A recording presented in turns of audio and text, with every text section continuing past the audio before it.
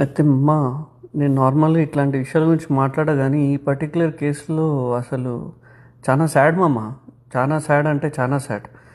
ఈ అమ్మాయి ఇక్కడ చదువుకుంటుంది యుఎస్లో. అయితే ఆ అమ్మాయి వెకేషన్కి అని చెప్పి వాళ్ళ ఫ్రెండ్స్ తోటి బయటకు పోయింది డొమినికన్ రిపబ్లిక్ అనే ప్లేస్కి.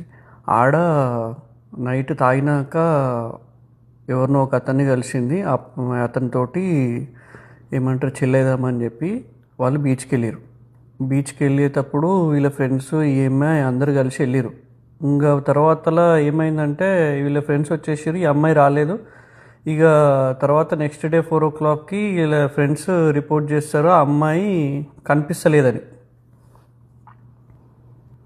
అయితే ఇంకా ఆ అబ్బాయిని పిలిచి ఇన్వెస్టిగేట్ చేస్తే నార్మల్గా వాడు డిఫరెంట్ స్టేట్మెంట్స్ చెప్తున్నాడు. ఒకసారి అంటాడు ఆ అమ్మాయి మునిగిపోతుంటే చూసినా అంటాడు. ఒకసారి అంటాడు నేను కాపాడినాక నేను వామిటింగ్ చేసుకుని తలెత్తి చూస్తే అమ్మాయి లేదు, కనపడకుండా పోయింది, వెళ్ళిపోయిందేమో అనుకున్నా అంటాడు. ఒకసారి అసలు నాకు తెలియదు అంటాడు. ఇక వాడు వర్జనే డిఫరెంట్ ఉన్నది. అయితే దీని మధ్యలో వాళ్ళ పేరెంట్స్ వచ్చేసి మా పిల్ల చనిపోయిందని డిక్లేర్ చేయమంటారు మామ ఆ పోలీసు వాళ్ళకి.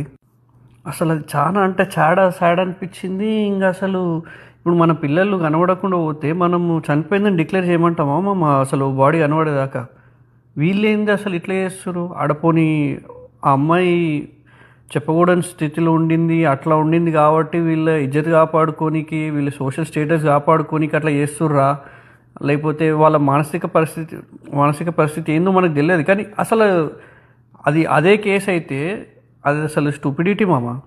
స్టూపిడిటీ అంటే స్టూపిడిటీ. ఇక అది నాకు అది చాలా అంటే చాలా సాడ్ అనిపించింది. మేబీ అట్లా ఎందుకంటే ఆ అమ్మాయి బట్టలు వచ్చేసి బీచ్లో దొరికినాయి, అదొకటి థింగ్ ఉన్నది. కానీ బాడీ దొరుకుతలేదు. ఆ అమ్మాయి డ్రౌన్ అయిపోయిందని వాడు అంటాడు. బట్ డ్రౌన్ అయిపోతే కనపడాలి కదా. ఇది అంత మధ్యలో ఈ ఐ డ్రీమ్ వీడియో మా శవాల మీద పైసలు ఏరుకుంటాం వీడైతే ఏదో ఫేక్ వీడియో పెడతాడు, ఆ అమ్మాయి ఎవరిదో వీడియో పెడతాడు. ఇక మొత్తం వాళ్ళు ఇజ్జతే తీస్తాడు మామయ్యడు. ఇక వాళ్ళు ఎట్లుంటుంది ఇక ఎవరికైనా. ఈ ఒక్కటే కాదు, చాలా కేసెస్ ఉన్నాయి. ఈ అమ్మాయి చూడండి ఎట్లా చేసిండో.